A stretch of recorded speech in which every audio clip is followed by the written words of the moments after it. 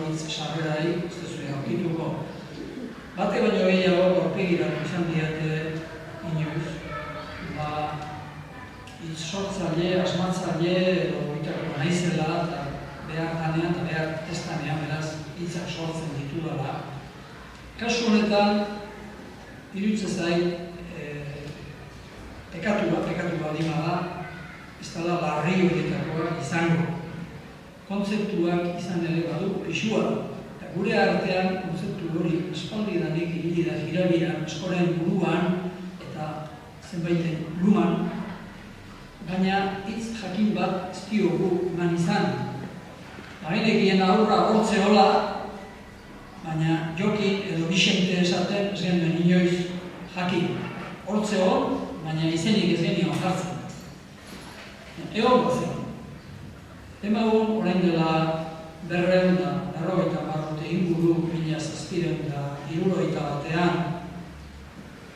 Kardaberazek euskararen berri honak liburua argitara eman zuenean, zenbait buru argi konturatzen hasiak zegoela gauzak euskarari dagokionez, euskararen gizarte dimensioari dagokionez, ez zikoazela nahi bezain bide honetik. Aurrea baino gehiago zenbait alorretan atzeraka hasten ari ote ginen antzematen zuen Gipuzkoan. Gipuzkoatik kanpora, nabarmen itatzen zuten euskara atzeraka hasia zela dagoenean. Nafarroan, badira, 1680 hasita atzeraka da horren testigantza zuzenak, eta honi zerbait egin behar diogu, honek atzera egin ez dezan, eta proposamen konkretua, eta idatzita, eta lasterak gitarra emango ditugu moduan daude, lehetik gitarra eman daude, lokalizatzen zaila diren. Hemen, Gipuzkoan jendea seguru sentitzen. Hemen, nolabaiteko egonezina eta tirabila 1830 inguruan, justu lehen karlistalaren aurreko momentu hartan formalizatu zen. Batzar nagusietara dokumentu idatzia esanaz kontuz, gauzak olatu doaz, lehenengo aldiz, 1830 dira. Ordura arte, gauzak etziak ikusten nahi atzeak zengozenik, baina lehenengo zantzuak baziren Kardaberazek garaian. Eta Kardaberazek, momentu batean esateko, gauzak ez diko zondo, baina baserritarrei lepoa bosteretzaien bitartean, baserritan euskara ez dago. Hori dotoreago esaten du, baina hori esaten du. Horiei badakizu, lepoa bosten ez badirezu, horiekin jairo, ez hori beti euskara ikute. Beraz, bazegoen kontzientzi bat, halako gune batzuetan, giza jendearen arteko espazio fisiko jakin batzuetan, gauzak bizimodua bere osoan hartuta, eraturik zeuden moduan, eraturik zeudelako, han euskarak etzula atzereko, ez zeukala atzera eitek, nunda han bizi zirenek lepoa mosten izatzen. Horrak Kardaberaz ez zela, inoren, are gutxiago baserritarren lepoa mozkozale. Baina, hori esate zuen esanaz bezala, hori inoak ez dio kontra egin zen, hain gabe egin biztagoa, beste lekutan atzea egin euskara, baina baserritan ez. Arrazoi altzuen, nik baietz esan nuke, baserrietan, behintzat. Euskarak bizirik irandu, orain gutxira arte, eta orain dike erabat galdu danik ezin esango dugu, ezta? Beraz, 250 urtez zer gertatu behar zuen aurrez iragarpena egiteko ahalmena zuena hain itxu eta hain funts gabe etzen. Bazeki ez da esaten zuen. Beak esaten zuen kontu horrek hala iraundu gutxi gora bera beste 250 urtez. Eta hori gizarteak alorreko kontuetan gutxitan gertatzen. Zuek hartu Europako pentsaera sozialaren aitzindari nagusiak izan direnak, aldezagun, berbizkunde garaitik ona, ikusi zer idatzi izan duten eta ze aurreikuspen egin izan dituzten, eta gutxi dira zinez, 250 urteko iraupeneko aurreikuspena egitera iritsi izan direnak. Bazeo beraz hor, inun garbi esan gabe eta izen jakinik eman gabe asko onartzen zuten gertakariak. Euskara galtzera egin dezake eta badirudi leku batzutan nabarmen egiten ari dalatzea eta beste batzutan lehenengo atzera bideak ikusten hasi gara, baina ez edozein dutan. Basarri giroan, ez. Esango egizu, baina basarri giroan, baina jende gehiena kalean bizizan, baizea. Esango hori, jende gehiena basarri giroan bizizan. Gutxiena biziziren kalean. Donostian, gutxi gora bera, 150 eta 150 ziren kalean eta basarritan. Donostiako udal herri osoa hartuta, Bina, Pasai San Pedro, Altza, Goiola, Aieteko goiko Altza, Aniorga eta Igeldo barnean hartuta. Han ere, izan kasurik estremuena, basarritak ziren uneko 50, ez uneko 5. Handik kanpora, nabarmen ziren basarritarrak gehiengo. Beraz, berak esaten zuena, etzan gutxi batzuentzako balio zuen zerbait, gehienentzako balio zuen kontua baizik. Hori erabat mehartu zuen da, horren bilakera zein izan den, hemen gauden guztioak, gutxi gora badakizuen, industrialtze kontua, Gipuzkoak, gutxi gora bera, lehenko burdino bat eta lehenko industria hor zegoen, eta Euskarako Gipuzkoak bazuen horretan tradizio bat, armagintzan, besteak beste, ontzi gintzan, aingurak egitea orduan, eguneko teknologia horreatu bazan. Beraz, hemen bazen teknologia bat, beste leku askotan ez zegoena, baina egia ere da, 18. mendean, hemengo teknologia tradizio horrek bataz beste atzera egin zula.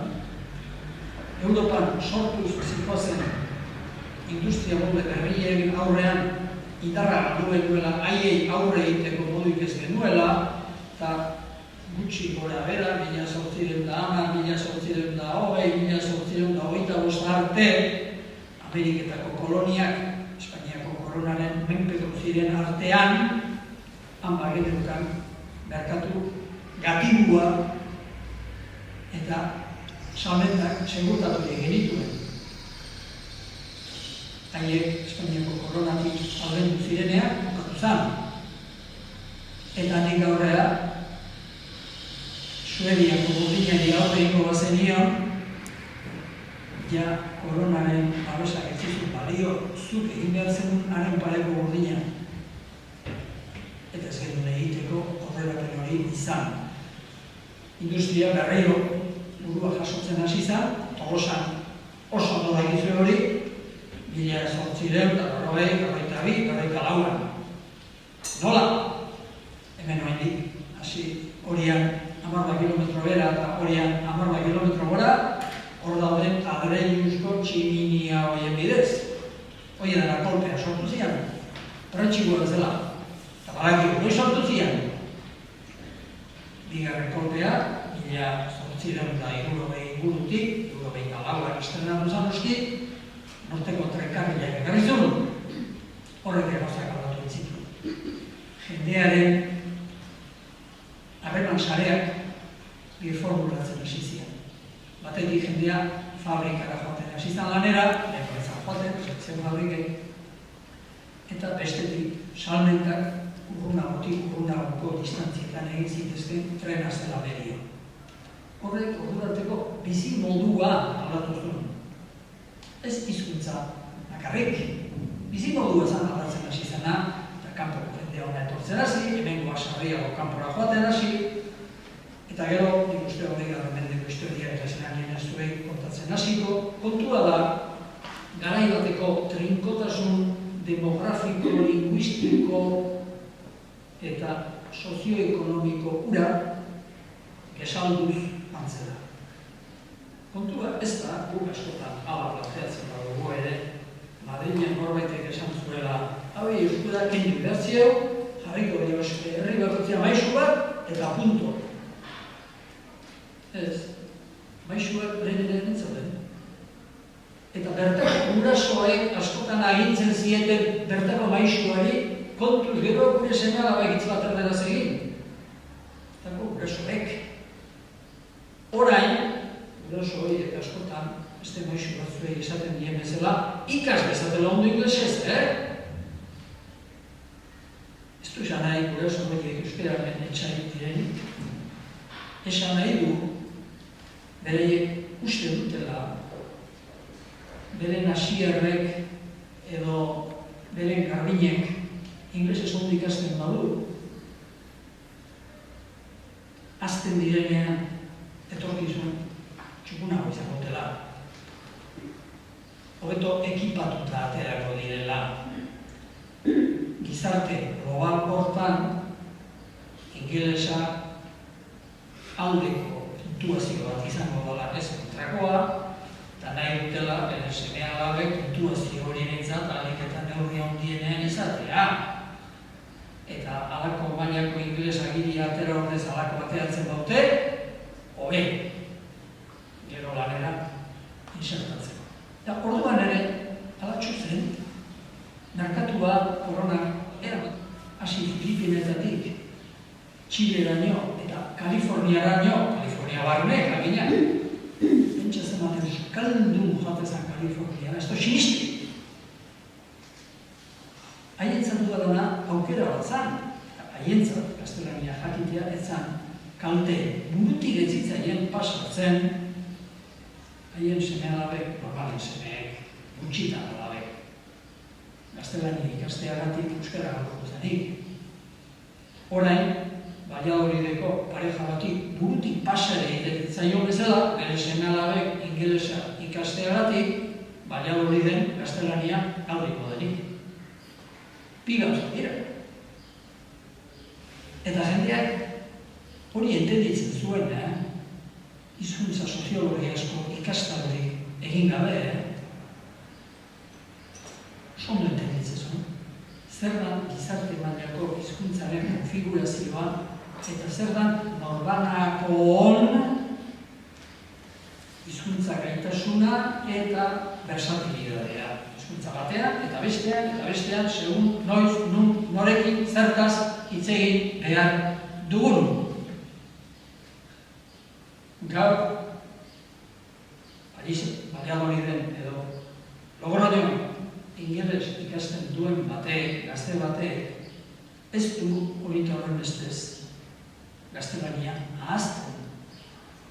Eta bere lagunekin, asteguka eran, festa bateatzen denean, normalean, bere artean, ez dut ingeles ezten. Salima saltu dute, alako kuña bat egin dute, baina, estaz de koña, oke, ere garderaz egin dute, gaztelaniaz.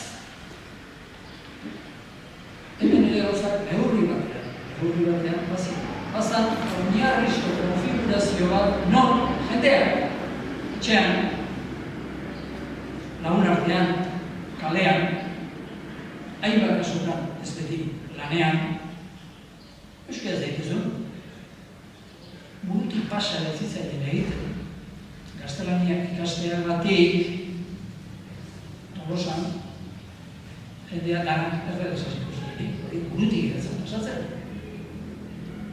Oain, horrek esan nahi aldu Tolosan gaztelaniak ez zuela inolako lekurik, inolako txerrekurik, inolako koskarik, inolako txokorik. Ez da egia. Nahikoa zen udaletxera joatea, eta udaletxeko papera miatzen hastea. Nahikoa zen elizara joatea, eta elizako jaiotza eta eskontza eta heriotza dokumentuen liburua agiri sakramentalak aztertzea, hura dana gaztelania zegoen. latinez, ez zegoenean. Gauza bakoitzak bere leku. Konpartimentatuta zegoen. Halako gauzatarako gaztelania, halakotarako gero eta gutxiagotarako latina, 1750-etik 1810 bitartean zenbait lekutan eta halako toke bat emanaz eta distintzio frantsesa. Eta gainerako hasi ingo zuten zekiten bakarra, zekitena, egunerokua, arronta, korrientia, zenbaitentzat, bajua.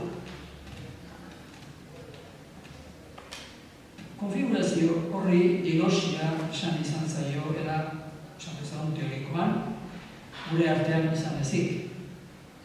Gu saiatu gara, diglosiarik ezari diglosia deitzen eta diglosiari ezarrez deitzen. Hortan maizu izan gara berroi gortez. Diglosiaren konfigurazio tradizional hori hemen, eta Europako leku askotan egon da indarrean, zenbaitek diotena egia baldin bada, nik ez dakit garbi esaten maitik. Behar bada erromatarren garetu. Behar bada korretu. 2000 betez. Baina hori, oaingoz, batzuk ala diote, nik ez. Ez dakit, ez diote esetzik. Ez dakit. Aspaldi danik, bai. Honek esan dut, bazala, hizkuntzen arteko zatitze, banatze, konpartimentatze sistema bat egonkorra zana. Haurrak euskaraz egiten zan familian jaiotzezian, etxean eta auzoan euskaraz egiten zan, lagun artean euskaraz egiten zan, lanean gehienetan euskaraz egiten zan, eta gero eskolara joandakoan gaztelania ikaste zan.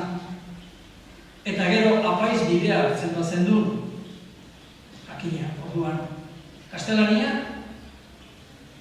eta latina. Hainbatek esaten zuen moduan, kalamatrika, gramatika ikasi behatzen du. Hori plus bat zan, baina mundu guztietzan apaiz. Apaiz asko zan, gure artean, dana gitzien apaiz. Minoria bat zan, formazioz, guk askotan besterik uste badugu ere, oso galdua. Gipuzkoako harrigarria da, herririk txikienean askotan ze apaiz landu aurkitzen dira. Zenbateko estudia dituzten, zenbat hizkuntza menderatzen duten. Baina minoria bat zian, asko zian, bai, minoria bat zian. Gehienak hizkuntza bakarrean moldatzen zian. Eta munduetik aurrea, gaztelania entenditu ere egiten zuten. Gu, gehieno, inglesa, entenditzen dugu moduan. Ala ez dugu pixka bat entenditzen. Pixka bat gari. Eta batzure gehizio, eta bestatu gehizio, baina gota gutxiago dira, gehiago menderatzen duten. Bueno, hori da egoera, ez da? Hemen ere antzeko zerbait. Jakina, hori 20. mendeak Gipuzkoan garbi esateko 1880-tik honako piramidak bereziki, nahiz da lehenik hasita zegoela esan, era zartatu eta txikitu eta deustu eta indargabetu egin zuen. Euskara gero eta jende gutxiago egiten zuen, gero eta jende gutxiagorekin egiten zuen euskaraz, eta gero eta gai gutxiagotarako erabiltzen zen euskara.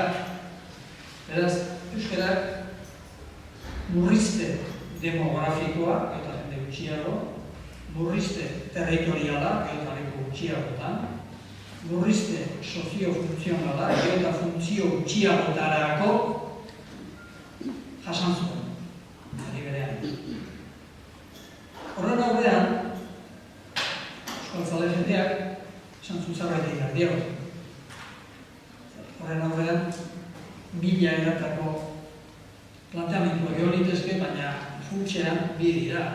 Zein goiaula, edo, hau, ez txiko, hola, ontzate bateik.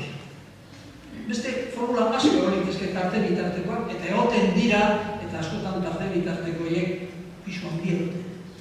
Baina, funtsean, entenditzeko bi polo egon izan dira, hazian baita ere esaten zutenak, bai, eta zenbat garen lehenago eta horren dobetu. Oso gutxi ziren. Gehiago zienak esan dago, zein goi hau da? Eta bestiak hau inolarez.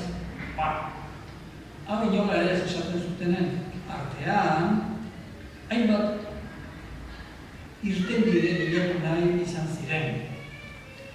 Tolosa, bururantze eta eztabaida ideologiko horretan, baina etzan izan azkena eta etzan izan ahulena. Hemeretzigarren mende bukaeratik hemen gai hauek pilpilean zeuden eta hemeretzigarren mende hasieran bereziki. Eta gero, ondo dakizunez, 1900 da zerbait esateagatik, 20-26 bitarte horretan, Gipuzkoako hizkuntza soziologiaren eztabaidagune Gipuzkoako dioten, nagusi bihurtu zen Tolosa Donostiarekin batean. Nagusi. Eta nimenoen Lizardiren da, Horixeren da, Labaien darren da, beste hainbaten izenak banan zuei azaltzen hasi. Balakizu. Eztabaida horiek hemen benetako lekua eta protagonismoa izan zuten. Zein behar dugu? Zein behar dugu horretan, batzuek esaten zuten betu. Euskara bera, hizkuntza bera, hain daukau jatua, hain daukau galdua, hain daukau erderak jana, hain daukau desitxuratua, hain daukau euskara behar, mundu behar dugu. Ez dela, jai dugu. Behitu zer esatzen euskara batik. No vale para no sé qué. No tiene una palabra para decir árbol. No, esto no vale para nada. Euskara para todo balio duen zerbait egin behar dugu. Beraz, erne begiak hizkuntza bera konpondu behar. Hizkuntza eder bat, betiko jatortasuna bere baitan duelarik, egungo eta biharko beharretarako eguneraturik eta modernizaturik egongo da hizkuntza bat behar dugu. Lizardiren poesia, guztiak ezagutzen duzu. Amets hori hemen egin zen. Hemen bakarrik ez. Hemen baino lehenago Bilbon. Hemen egin zen luzez eta sendo. Horrekin batea, batzutan persona bera ezian, beste batzuk esatzen bai, ondo zero euskara txukuntzia, euskara eguneratzea, eta euskara gaitzea, eta euskara egoki bat, dotore bat, potente bat egitea, baina gure egitaztez badute zeiko guk hizkuntza horrekin, eskola behar dizkio. Eskola gerraldundu gaitu, eskola euskaldunduko gaitu. Egin ditzen, euskal eskolak, pulamentuzkoak, behar bien bezalakoak, ume egin kasiko dute, barra euskaraz, eta impultzulotik ere, euskaraz egin dutela eta egoia kalea, bilatuko dute, eskalaguna, mutilaguna, beraie bezala euskaraz zoragarri teuna, aire sortuko dituzte euskal familiak, eta listo. Konpondu deo, behingoz, konpondu beharreko. Eskola da, klabea, hori da giltzarri. Gure kartutxua, badaik nun gaztatu, hor. Eskolan. Eta batzuk esaten zuten, bai, biliko izatea eta beste esaten, baina baina 30 bat urte jarri ziren Euskal Eskolak Bilbon, inu baino lehenago, hasizian han, 1886 sortu zen Euskal ikastetxea. Eta handi pasatu gunea ere bai, 30 urte, eta egin da dute impultzulotik lehen artean euskaraz. Baizera.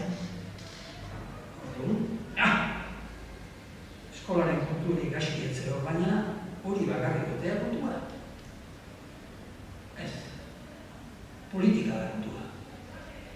Indar politiko fuerte bat behar dugu, bere buruaren jabe izan behar dugu, eta hemen goiti bera ezarri diguten bezala gaztelania, goiti bera ezarriko dugu euskera, eta ordu bai, kale eta zelai, euskerazko jarduna, gozo eta oparo entzungo da gure belarrietan.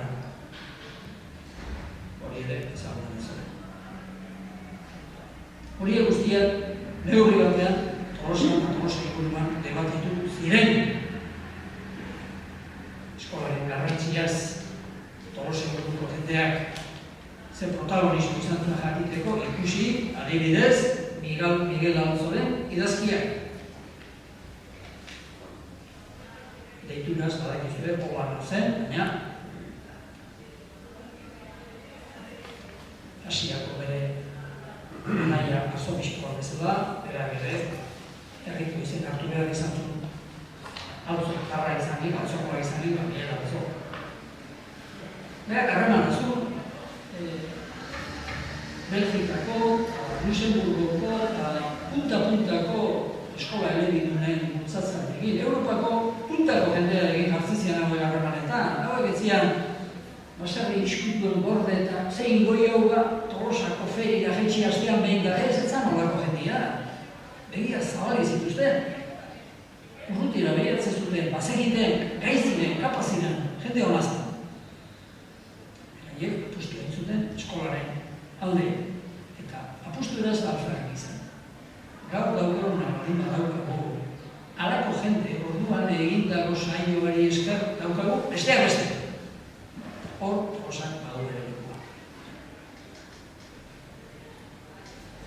Bueno, saio horietan egintzian, gero berra etorri izan, berra mondoa, eta berriro ekin behar izan zitzaion burua jasotzeko lanari.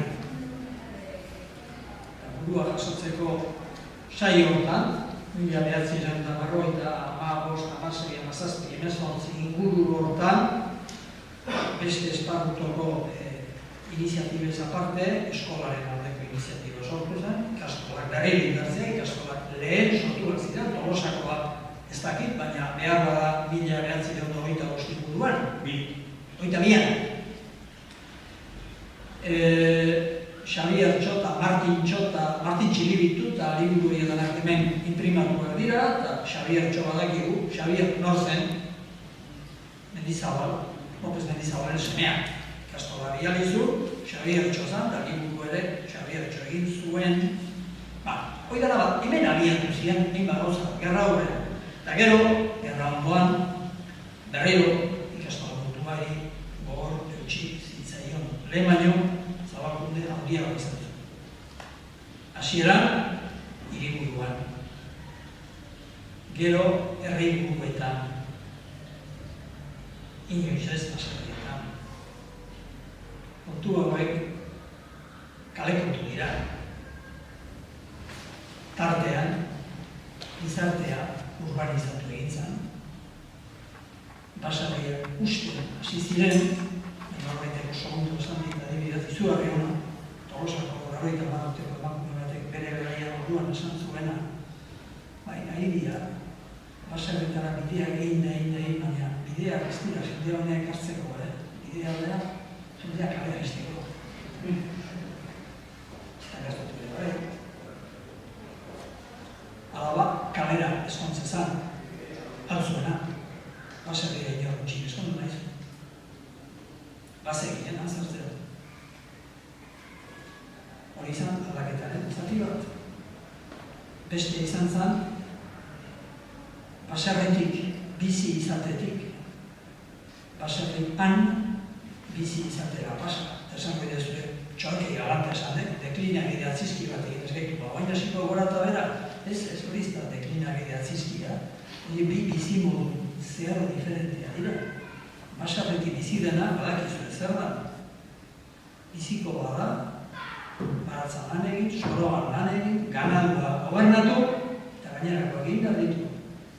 Baserrien bizi dena, bere fabrikara jisten da, bere lambretan hasi da, bere seireunean edo bizaldiko zitroenean gero, lan roberrean ondoren, eta gaur egun, dakigun modu instrumentuan, baina ez da baserretik bizi. neurri batean, kaletar, esan dezagun, high standing bateko bihurtu da. Normala baina gorexiago da ona, ez baserria gorago dagoelako bakarrik, bestek egin ezin duten zenbait gauza berak egin dezakeelako.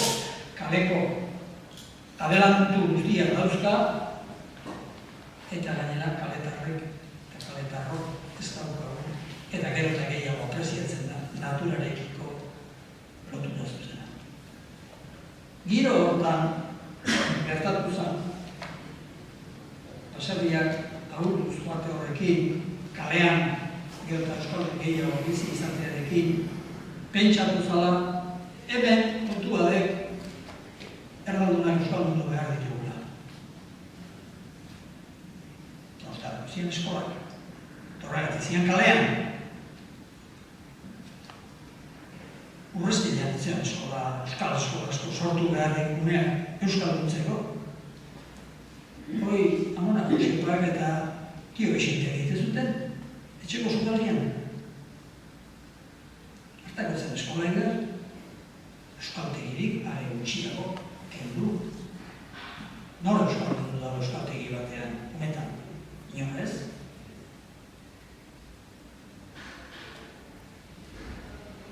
Hizkuntza komatxo batean diot, normalak. Mendez mende, bizirik baldin badiraute, mekanismo jakinaz diraute bizirik. Mekanismo hori da, belaunez belauneko transmisio naturala. Dotorea osa nahi badezue, transmisio intergenerazionala. Munduko hizkuntza biziak horrela bizi dira. Latina ez da belaunez belaun transmititzen. Apaiz gehienek ez dute seme-alabai, dakiten latina, ez dute etxeko txokoan erakusten. Gua ikastekotan, eskolan, institutuan edo unibertsitatean ikasten da. Horregatik da latina lengua muerta. Ez da lengua viva. Hizkuntza normala, bizi direnak, bizia dutenak, ez dira eskola bidez transmititzen. Badakit, eregia bat esaten ari naizela, eta esan guixe behitzik iztio, hizkuntza zaldietik etorri, eta gaina alako astaketiak esaten hasi hemen gure aurrean. Ze ustik horrek? Ez dut uste imateko eregia esaten ari naizela. Uste dezu Logroñoko umeek eskolara joango ez badira, ez duketela gaztelaniaz jakingo.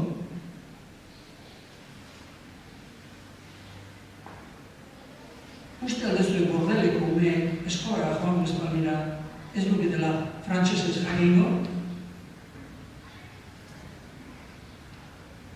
Eta Düsseldorfekoek eskolara joango ez badira, eta eskolara inor joaten etzan, 100.000 urtean, nola naioa ikaste zuten ba? Eta gaur munduan oraindik indartsu edo ahul existitzen diran 5.000, 6.000 hizkuntza horietarik 99,9 nola transmititzen dira ba? Eskola bidez? Ez. Hizkuntzaren transmisio unea, belaunez belauneko jarraipen bidea beste bat da. Hala izan da, 1000 urtean, eta hala da, gaur munduko lau bastarrote. Etorre zer esan nahi du, eskola ez du da zartako balio? Ez du hori esan nahi. Ez du hori esan nahi. Horrek esan nahi du, eskolak bere egiteko ditula. Eta egiteko horien barruan sar litekeela hizkuntzasko hainbat egin behar. Esate baterako, edozein hizkuntzatan umeak etxetik dakarren hizkera molde hori osatu, aberaztu, landu, baina formala gora jasotzeko bidean jartzen lagun dezake. etxetik hitz egiten ikasi duen hori irakurtzen eta idazten erakus dezake. Hori, ehundoko mesedea da euskararentzat, beraz, eskolak, ehundoko ekarpena egiten dizkio euskarari hori egiten duen horrean, eta gehiago bai. Lortu liteke, koma, hein batean, koma, etxetik euskaraz ez dakitenek, euskara ikastea.